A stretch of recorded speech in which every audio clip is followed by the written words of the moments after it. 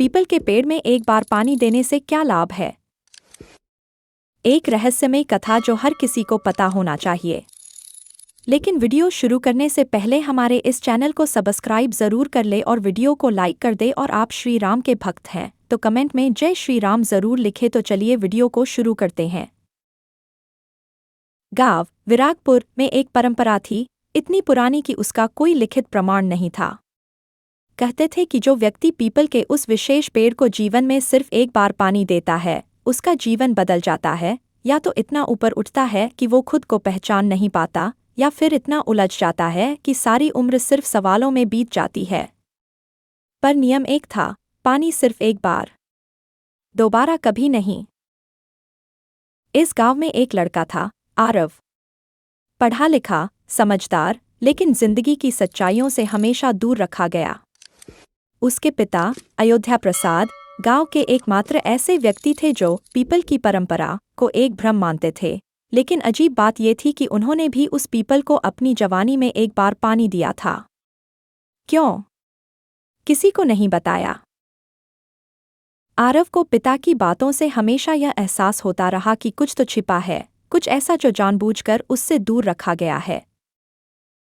एक दिन पिता की मौत हुई अचानक, और वसीयत में सिर्फ एक लाइन लिखी थी, आरव तू भी एक बार पीपल को पानी दे, फिर चाहे जो हो पीछे मत हटना। ये वसीयत किसी रहस्य से कम नहीं थी। आरव के भीतर एक उलझन थी जो उसके पिता की वसीयत ने और गहरी कर दी। गांव के लोग अब उसे अलग नजरों से देखने लगे थे। एक तो वो पढ़ा लिखा था, और ऊपर से अब उसके कदम उस रास्ते की ओर बढ़ रहे थे जहां गांव के लोग नजर तक उठाने से डरते थे, वो पीपल का पेड़। आरव ने तय किया, सुबह ठीक सूर्योदय से पहले वो उस पेड़ के पास जाएगा और पानी चढ़ाएगा। रात को नींद नहीं आई। एक बेचैनी थी, जैसे कोई अंदर से कह रहा हो, जो करने जा रहा है उससे पीछे हट जा। लेकिन उसने अपने पिता की वसीयत को अंतिम आदेश माना। सुबह जैसे ही सूरज की पहली किरणें आसमान पर छाईं, आरव हाथ में एक तांबे का लोटा लिए चुपचाप गांव के उत्तर छोर की ओर बढ़ गया। वहां वो पीपल खड़ा था, लंबा, विशाल, शांत। लेकिन उसकी छाया में एक अजीब सन्नाटा था। आरव ने बिना रुके, बिना कुछ बोले, लोटे से पानी पीपल की जड़ों में उड़ेल दिया। उसी क्षण एक ठंडी हवा उसके कानों से टकराई, जैसे किसी ने कान में आकर कहा हो, अब तू देख, तेरा भाग्य बदलता है या तू खुद। वो पीछे मुड़ा, कोई नहीं था। वापस घर आया तो मां की तबीयत जो महीनों से खराब थी, अचानक ठीक हो चुकी थी।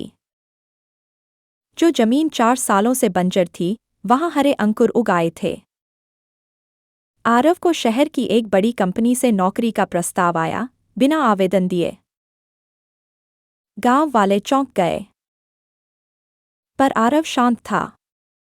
वो जानता था, ये सिर्फ शुरुआत है। फिर सब कुछ अचानक बदलने लगा।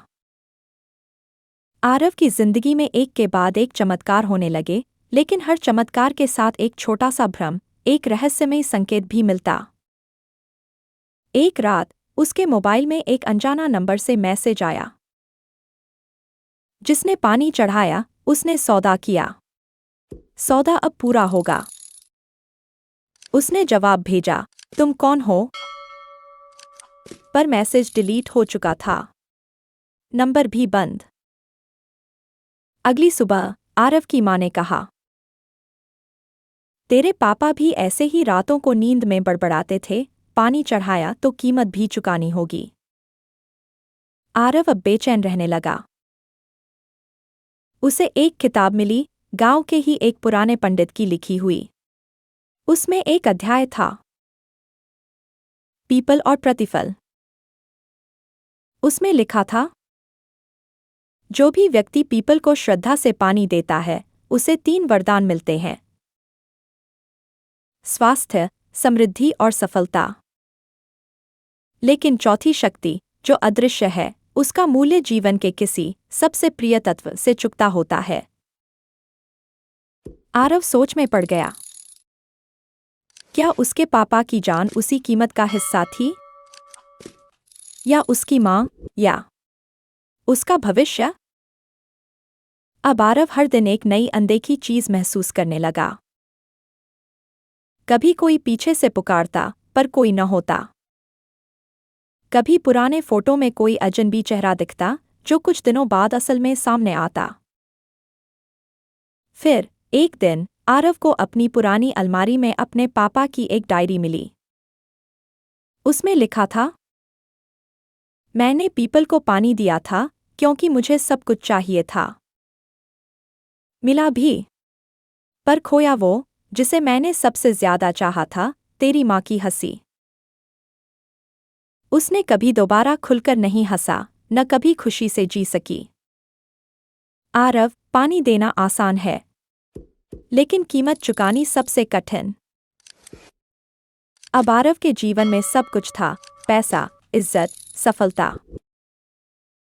लेकिन मन में एक डर बैठ गया था। वो कौन सी कीमत थी जो उसे चुकानी बाकी थी? और फिर एक शाम जब वो घर लौटा, उसकी माँ घर पर नहीं थी। किवाड़ खुले थे। टेबल पर एक पुर्जा रखा था।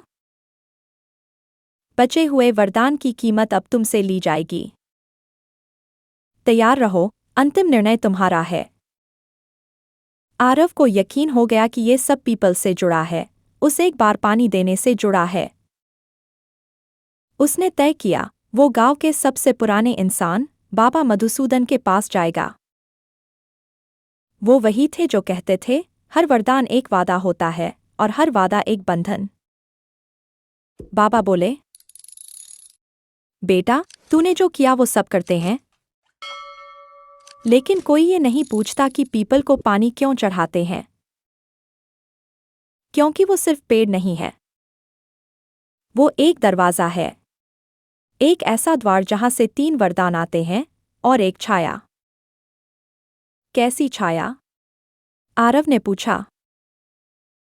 बाबा ने कहा, जो सबसे ज्यादा प्रिय होता है न, वही छाया बनता है और जीवन से अलग हो जाता है जब तक तू उसे पहचान न ले।